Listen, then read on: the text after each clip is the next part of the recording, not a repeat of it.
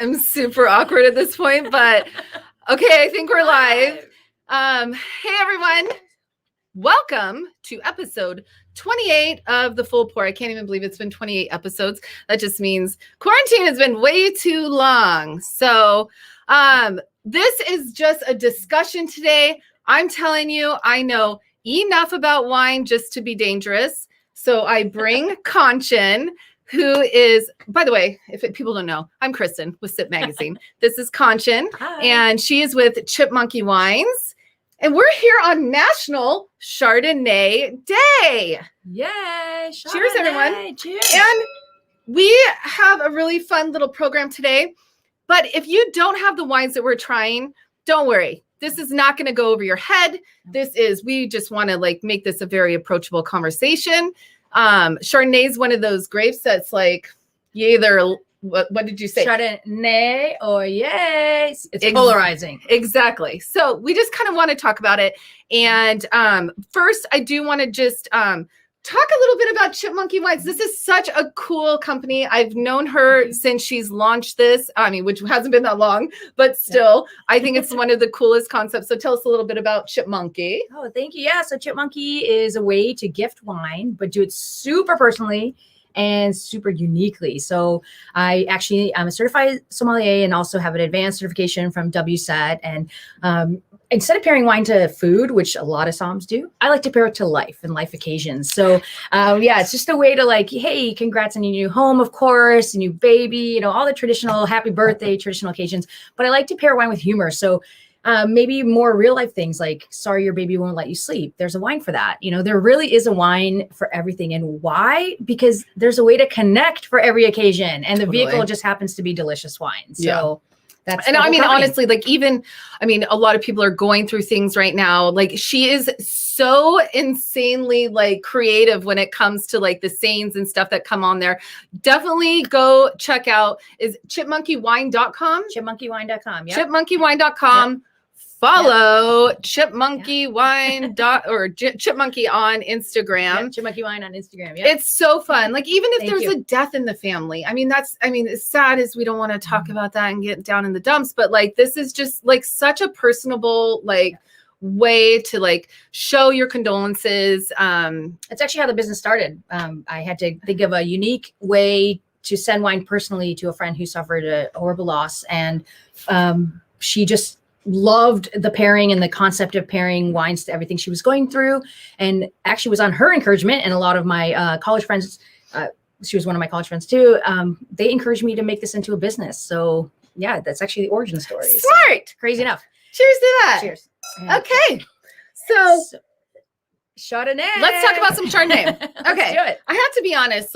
I definitely kind of grew up in a Chardonnay family, but I actually wasn't the biggest fan of Chardonnay. Okay.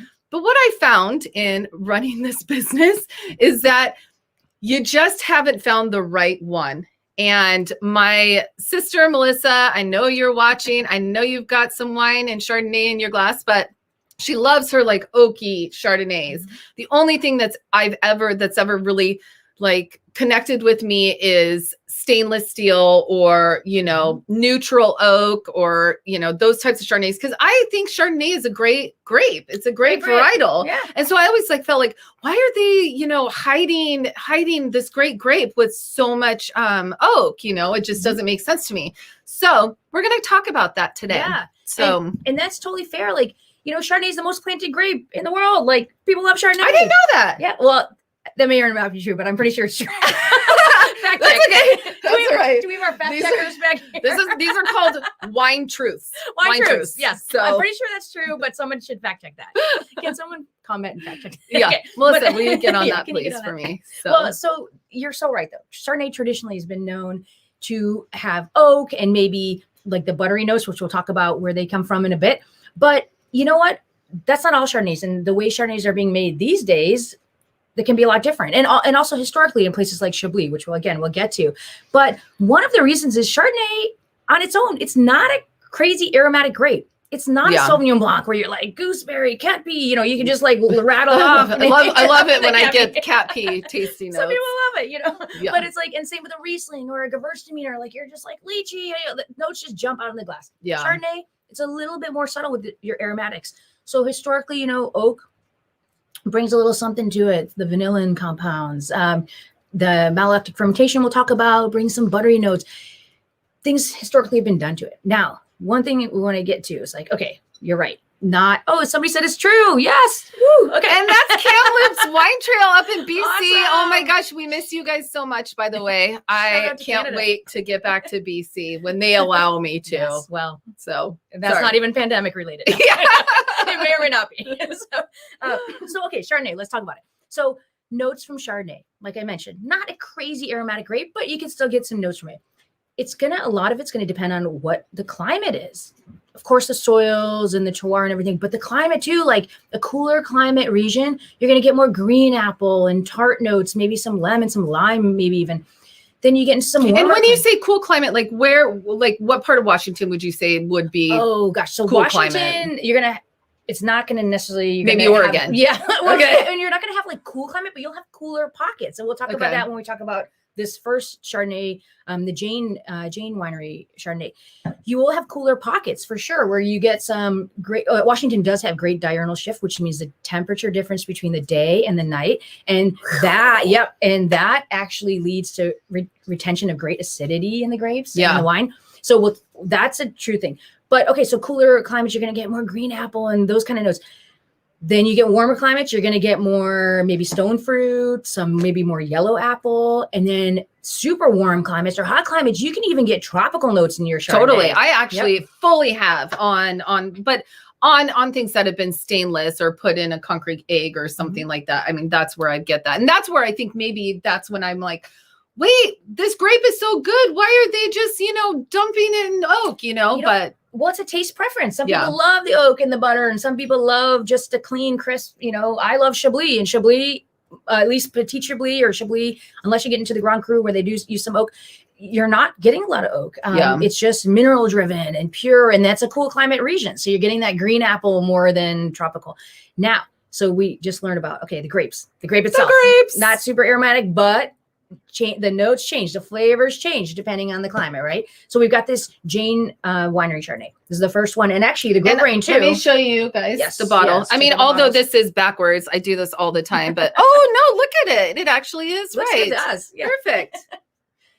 And Jaine, just if people aren't aware, it's the new winery that's from the Matthews winery family. And so, we probably should have brought them on, and we'll do that at another time. But do you know why they wanted to start this new label? They wanted to do something more fresh and light, and they're focusing on whites and rosés, and they're going to have some sparklings coming out soon that I'm super excited about.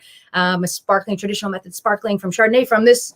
Chardonnay from the same vineyard, Connor Lee, and then they're going to have a Pinot Noir rosé sparkling coming out soon. I love that. Yeah.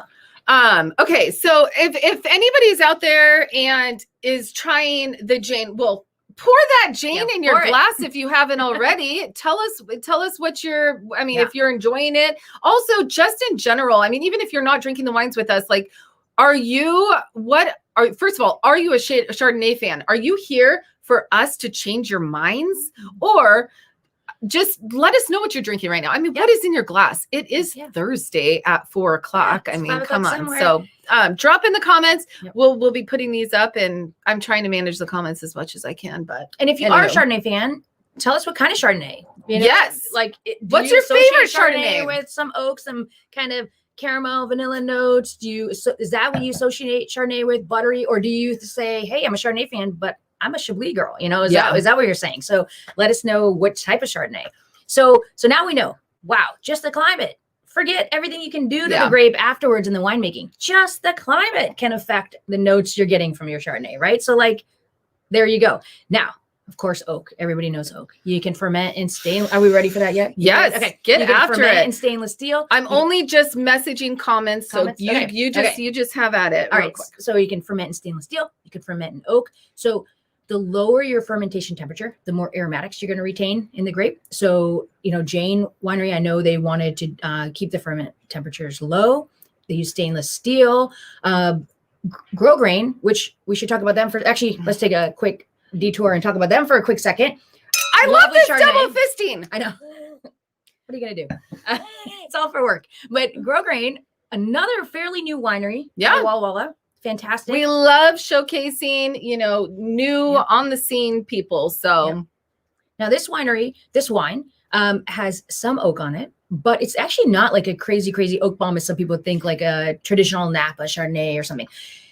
Delicate. The winemaker Matt, he actually used only 32% new oak. So we could talk about that for a second. New oak, which is the barrels haven't been used before, is going to impart a lot more flavor than a used barrel. And a used barrel is like maybe between, like, say 1 or 2 years. You can already used barrel neutral. Neutral. Yes, so exactly. Basically, neutral. like, just so people know, like when people talk about a neutral barrel, that just means that it's been used multiple times and fermented, or had different wines in there. So it's not gonna have that punchy power of like new oak does, but it's just gonna give you that roundness and just that mouthfeel and a little bit of that,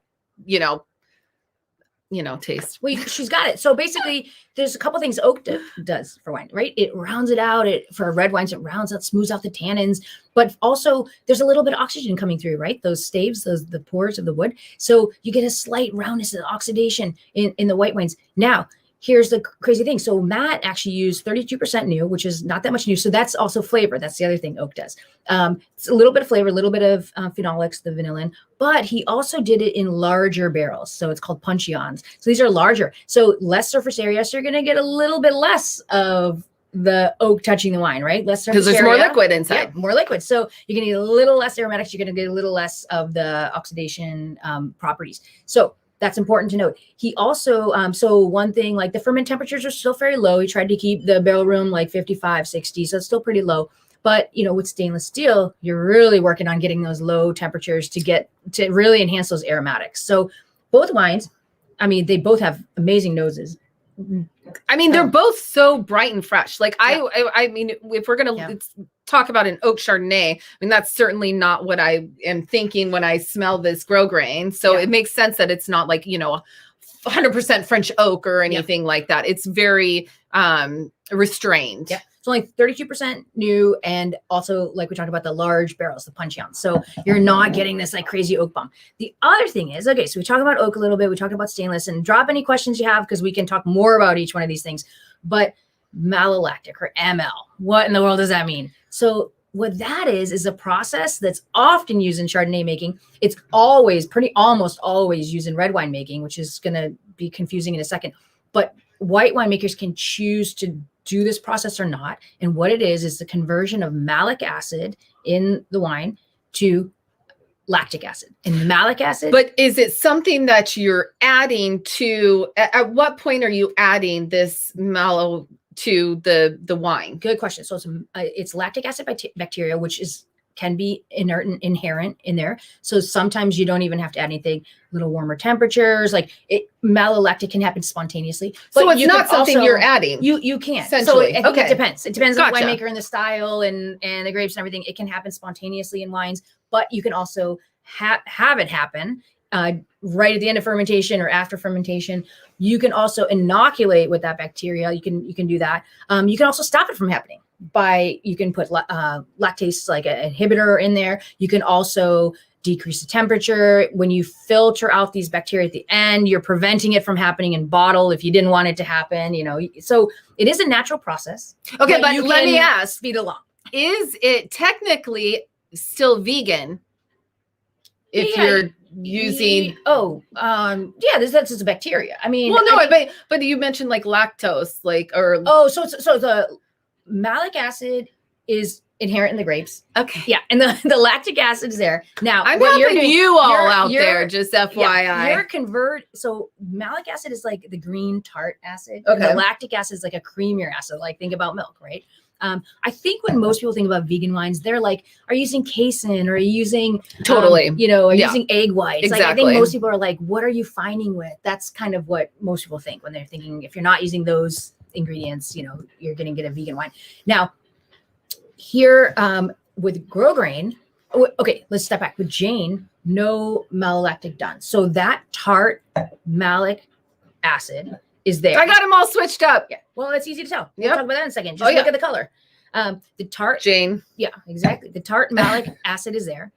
The it has not been converted to the lactic acid. Now, with the Grosgrain, Matt did, I believe he's told me just 15%. So of ml, which means We've got so many going on. I'll put it both here, okay. here, there. So only one barrel went through malolactic conversion.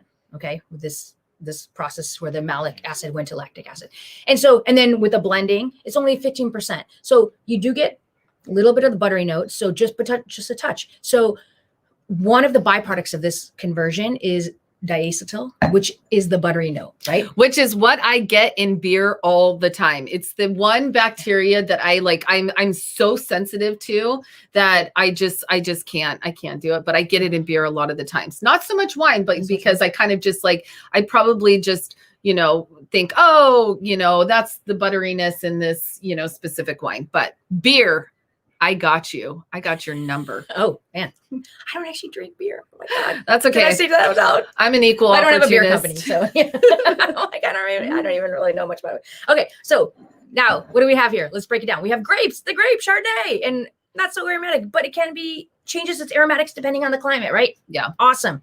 Something to look for. Then we have oak or no oak, and we have the fermentation temperature. You're not going to know that, that's not a label or anything, but stainless steel can be on a label. Maybe if you're reading the wine tasting notes on the website and it says 32% new oak, well, now new oak's going to impart a lot more flavor than neutral oak, which is just used oak. You also know that punchy on or a larger barrel is going to impart a little less flavor than a smaller barrel, right? Because of surface area. Okay, great. And ML, you also now know ML. You're going to get those buttery notes, the diacetyl from ML, right? Jaine did not go through ML. There's no buttery notes. It's so Nothing. crisp. I mean, this Crisp is clean. just like, I honestly am not even sure somebody that would try this would even say that it was a Chardonnay. Yeah, just because it's so crisp. It's so clean. It's very much like, I can't even say really any other grape that it's like. It just is a really solid, crisp Chardonnay. Yeah, it's very much my preference. Yeah. Just FYI. Well, it's in the Chablis style. Yeah. Chablis got even more minerality. Like that's just like the soils of the region, the type of limestone and chalky soils there. By the way, Brooke does say this Grosgrain is changing my mind in a good way about oak Chardonnay. Yeah, there you go, Brooke. Love it. Cheers, so, yes. Brooke. And and Matt was he was like, this is funny that you chose this for the oak. And I said, yeah, I didn't want to like blow people away from the oak because I don't prefer oak too. But this is a really great example of how just the right amount of oak, just a touch of oak can also be a lovely, lovely product. Totally. If I had some lobster right now, like can someone bring us we did get some cheeses, which we will be eating with this later. But I mean, we were talking about like what's a good cheese pairing, and definitely like a brie, triple cream brie. Oh my God, with this even with the Grosgrain, and even a cheddar, like that could be really good because it's like the fattiness of it, but like it has a little sharpness, and this like with the acidity on both of these, like I mean, have great I think they both like are first of all very fruit or. Okay, I didn't have any sparkling wine before we started this. We didn't. But anyway, they're both very food-friendly wines. And honestly, everything that we try to do, is like every wine that I ever look for is based on like, how is it going to be with food? Because that's how wine should be enjoyed. Unless it's just life. Yeah. Sometimes you don't need food, you just pair it with life. It's just a tough Thursday night. Yeah. So, but yeah. Yeah. Okay. So then the fourth thing. Lees. What are lees? What the hell are lees? I mean, that's honestly like, it's okay. So I just want to say, like, I know what a lot of these things are, but these are things that when I started and I was like getting into the wine industry, I didn't have like a certification or anything like that. I didn't go through any formal training. And I think a lot of the times when consumers go out tasting and these winemakers like throw these terms out at us, like we're like, oh yeah, duh, I know what lees are. I know what mallow is. I love lees. Yeah. No, we just don't want to ask those questions. So you guys can ask those questions here.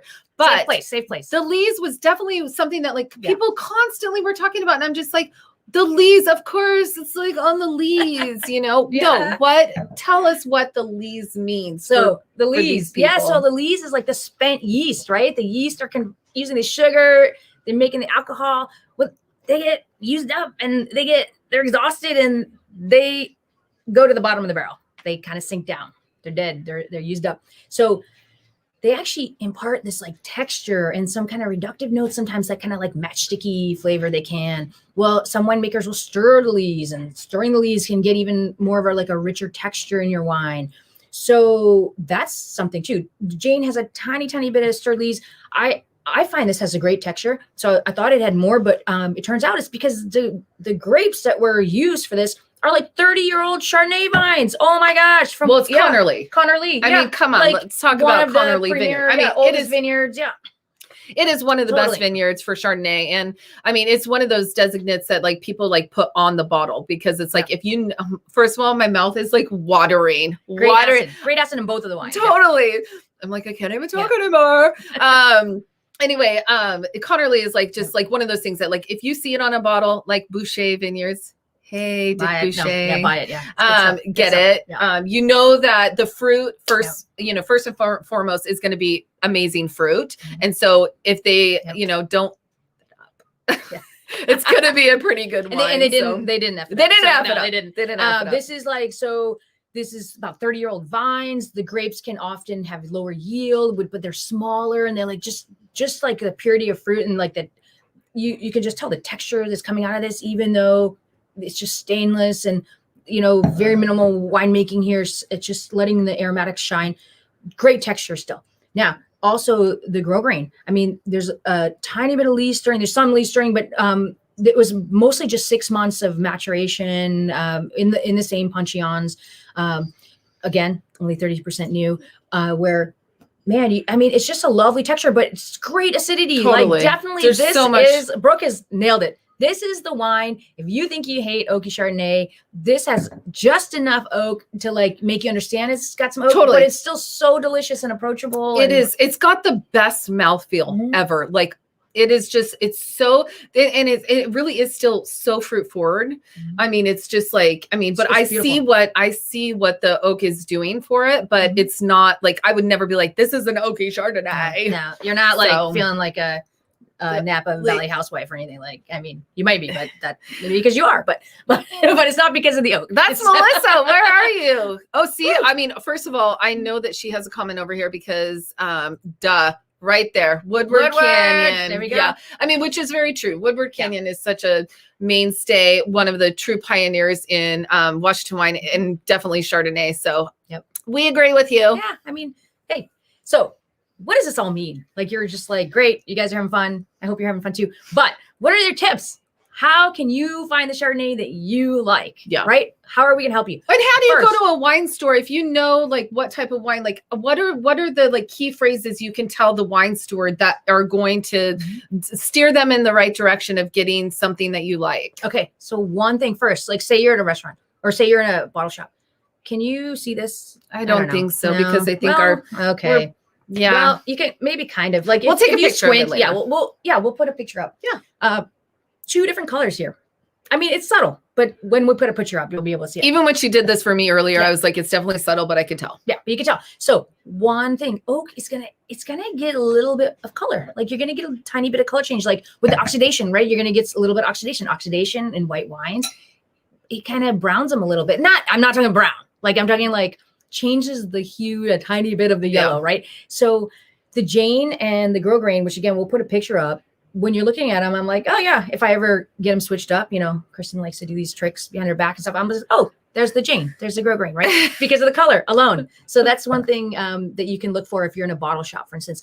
But otherwise, yeah, if you're in a restaurant or you're in a bottle shop, like look for, if you like the crisper style and stuff, you're going to want to go stainless or concrete fermented. You can look up also the wine notes on the website too, always. Yeah. Oak, neutral oak goes a long way. But wine tasting notes can sometimes be like,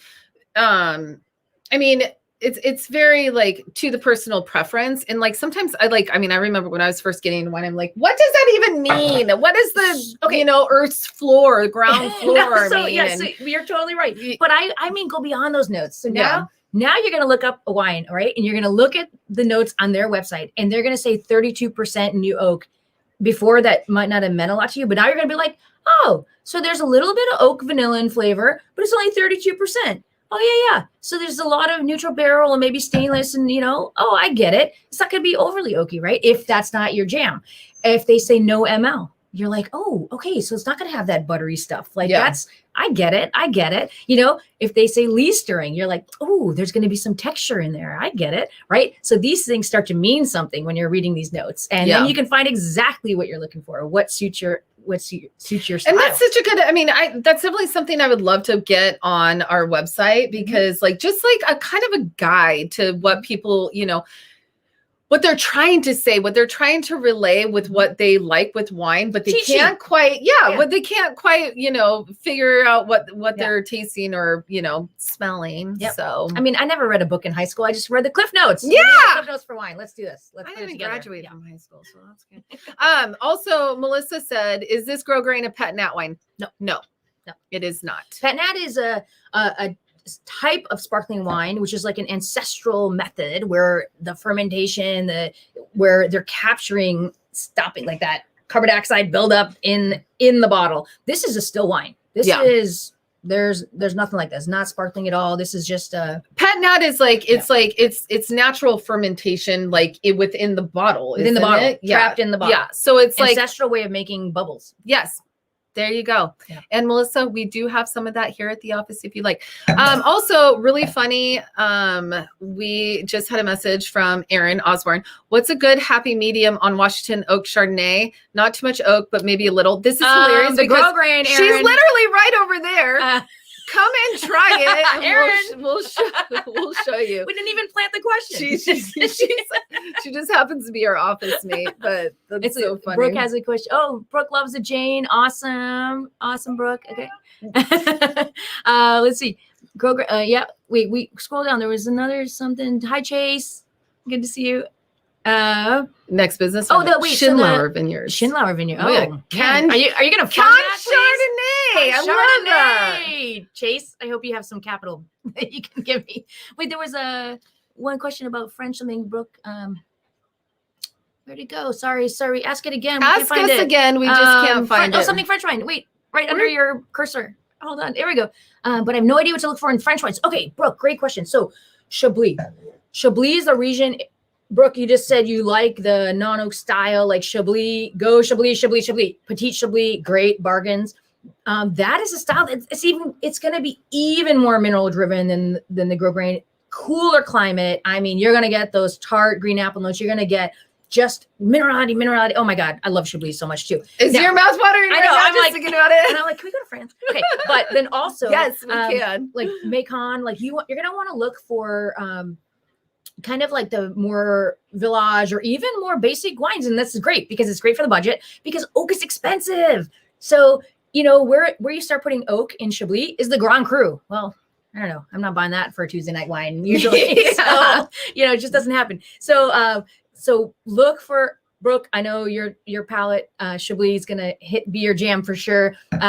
Definitely Chardonnay's made all around the world. Again, looking for those key terms. Look for stainless ferment. Look for cooler temper if that's your jam, right? If you like a moderate amount of oak, like Aaron over there, then this Grosgrain is going to be phenomenal. This is amazing. It's but most of the time, you'll either see unoaked or oaked on the bottle. Unless they're putting it on the label, it says stainless. It's kind of a hard, that's why I encourage you, look up the notes, go to the website, every wine. I have not seen a winery where they don't have the breakdown on the website of what percentage. Now a Puncheon is a larger barrel. So you're going to get less flavor integration, a little bit less oxidation, right? Because it's larger, less surface area.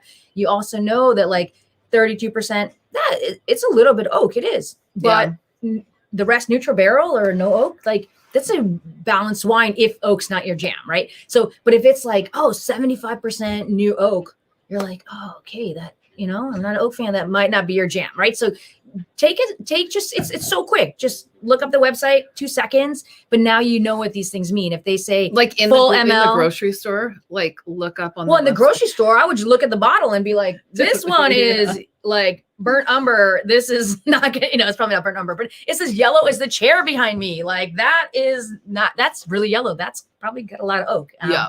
There's some oak in this chair. And also just there's also just if you're interested in these wines, there are still some of these packs available at Chipmonkey. So I'm telling you, like, this is such a fun pack. I was really concerned about the oak Chardonnay, but I just had happened to be at Grosgrain just last month, and I've had this, so I was like, oh, I know it's, I know it's gonna be good. So I mean, this is not like, but like Kanchan said, she like just wanted to pick something that had some oak on it, not something that was, I mean, I think that if we were to bring on a wine that was like, oh, heavily oaked, you know, you'd be like, and the winemaker would be like, oh, that sucks. Yeah, you like know? we're trashing it, but we're not trashing it because this is just a really great example of equally delicious, equally beautiful wines, both great food wines, both great life wines. I mean, super delicious. I would buy either one of these again in a heartbeat. I would buy them. Oh my gosh. I'm so excited that you came here with me. And I know that my mom and my sister are all together and they have one of these packs and they're so excited. And I think one likes, you know, my mom is definitely with my palate of the less oaky Chardonnays, but like, this is just like, I guarantee this is pleasing everyone. I mean, I would love to hear what you guys have to say too, because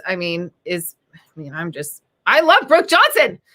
Does bottle style give a hint at all to the winemaking style, or just wine? You know, wine? Yeah, Brooke, that's a great question. So I think most people would do a Chardonnay in a Burgundian bottle because that's just like Burgundy is like the origin, you know, for Chardonnay of what we all know is like Chardonnay, I would say.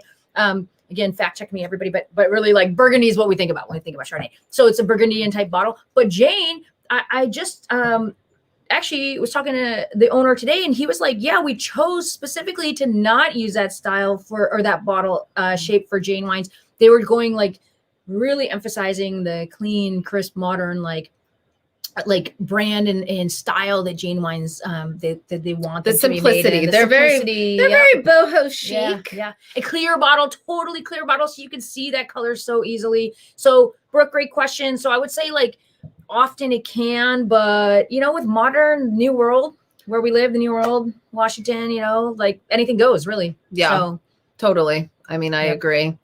I mean, I'm just fully enjoying this. I think that like, it's just like, I feel like Chardonnay is like just one of those like most polarizing grapes of like, you know, just like, there's like a hard yes or no.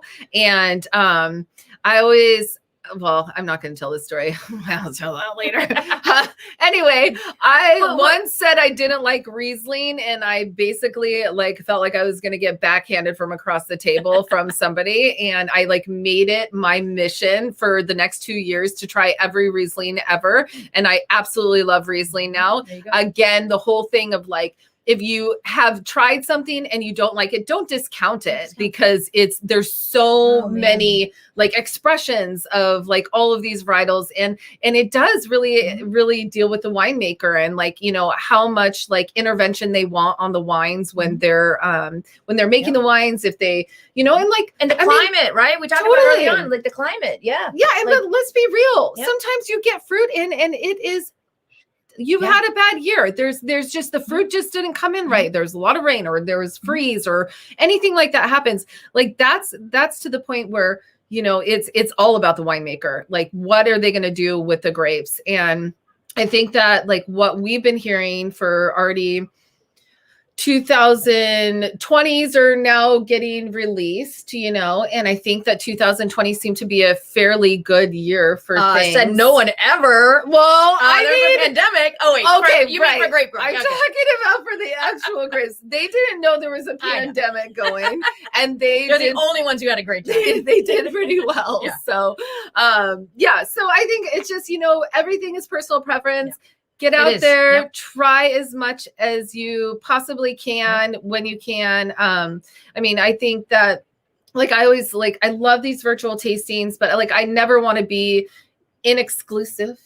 Wait, whatever. Anyway, No, you're wrong. I don't want Yeah. to say like, you know, oh, Neener, we're trying this and you aren't. But what we're trying to do is just kind of say like, okay, maybe you like, you know, wrote Chardonnay off a long time ago. I think that you just need to kind of get in there and try some things. And if you don't, if your palate does not go for that overly oaky, then there are so many options for Chardonnay out there. And Chardonnay is, it really is a vibrant, beautiful grape. Very versatile. Yep. Totally. Yep. Apples and oranges are what comes out of these Chardonnay grapes, really. And if you like sparkling, let's be real. If you like champagne, come on. Blanc de Blanc. Yeah, there you go. That's what you're drinking. You're drinking Chardonnay. Yeah. I remember early on, before I was a wine geek. Nerd. Yeah, exactly.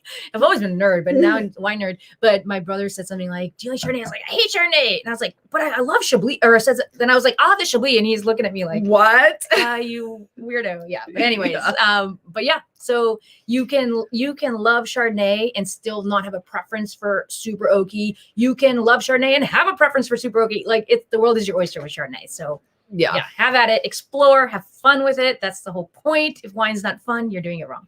You're doing it wrong. Yeah. So I think, I mean, if you guys have any questions, we're totally happy to take them. Otherwise, I mean, I think like we have 2 bottles of wine back here that we are just going to finish up. We're not going to drink themselves. We've got some cheese. We're going to do some cheese with them.